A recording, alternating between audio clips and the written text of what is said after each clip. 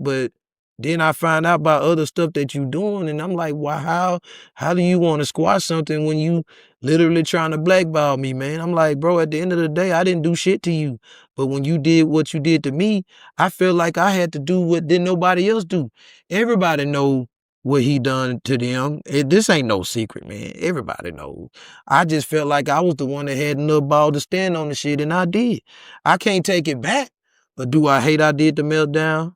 Of course I do, because that's not who I am as a person, man. You know what I'm saying? I ain't taking shit down or nothing like that, because I mean, it's just that was part of my era. And you know, in the midst of that, you know, I felt like I know on the outside looking in, it may look like I just started fucking with G-Dazz because of the whole watch shit that happened. And it's really not like that. Me and G-Dazz was always cool. It's just that because of how I got brought into the Swisher House, that G-Dazz didn't want to have nothing to do with it. And I respected that, because the whole time I was led to think that G-Dazz didn't fuck with me or didn't like me at all, but I was wrong. And I didn't find out till later when he finally told me why he didn't fuck with me like that. I ain't had no trouble but to respect it. And the reason why we ended up clicking up is just, like I said, we was always cool anyway.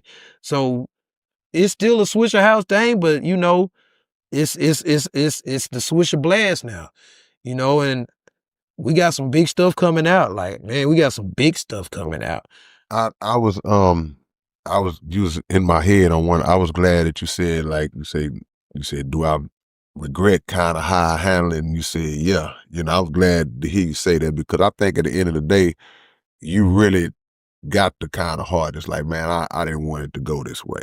It just, whatever disappointments that you might have encountered, that just, you took that like, man, that's messed up. But I'm glad it makes me feel like a day can come where it can fix. Now, in your mind, you might be like, probably not, but I've seen more damaged situations get repaired over time. Yeah. And the fact that you said earlier, you know, I'm not in that mind frame I was initially, because now I can speak on it minus the anger. Yeah. That's progress. Yeah. That's growth. Yeah. Because, you know, I always sit and, you know, me and you, we run into each other. We never, this probably the longest we ever had a conversation. Yeah. But, you know, and I've been on watch for years, and we don't be around each other a lot, but we have encountered each other a lot.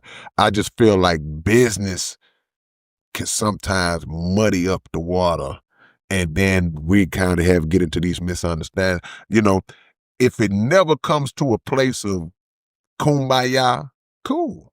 But I love to see it come to a place of peace where we ain't even talking about that. Well, like I said, as far as us doing anything ever again, I don't really see it. I don't, but I do want to be able, just say for instance, he walked in his room right now, I don't want to have to feel angry or be like, damn, I'm finna get this nigga, or this nigga finna get me. I want him to be able to sit there on the side of that table and do what he had to do. I'm gonna do what I had to do, and we leave, we both going home.